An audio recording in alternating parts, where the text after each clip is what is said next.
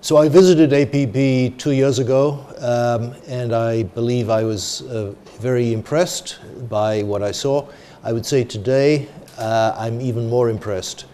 I think that what APB has done is a great service to the regional economy.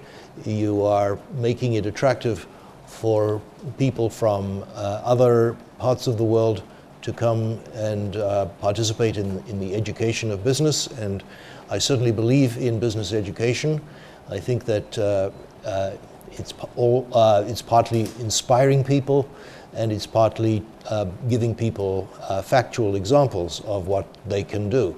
So I think that what APB does is really important. What I've noticed in the 2 years since I was last here is that the level of managerial importance has increased. You're now dealing with more senior managers than were here 2 years ago, and that means the people who are participating in exec ed are firstly more able to use the education they receive, and secondly more able to contribute to the dialogue.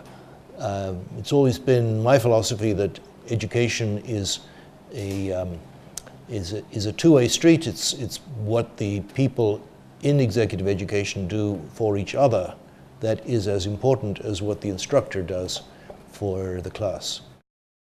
The internet is a factor in education.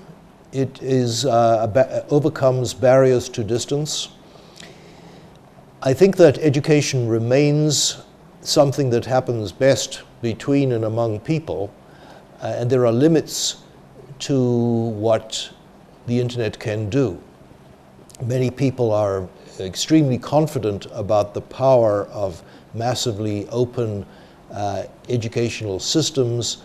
I am a little more cautious about them. I think that they can teach certain kinds of very practical skills, and maybe some relatively quantitative skills like mathematics and econometrics. Whether they can teach human judgment, whether they can teach the skills of being influential and persuasive on other people, I am skeptical about that. I think that we will always need a combination of the internet to spread knowledge and the group to absorb and concentrate that knowledge. I think that textbooks are an interesting application, however.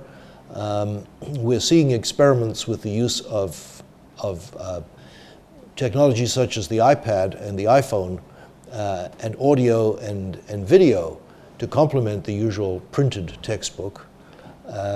There's a considerable cost advantage to distributing content in digital form rather than printing it on paper and incurring the shipping costs of paper. So I think that there will be widespread adoption. We have yet to learn exactly how people respond to digital transmission of textbook information. Sure, we can do more. We can have video, we can have audio, we can use the medium in new ways. But television, when it was first launched, had a lot of optimism. I don't think that optimism was realized for television.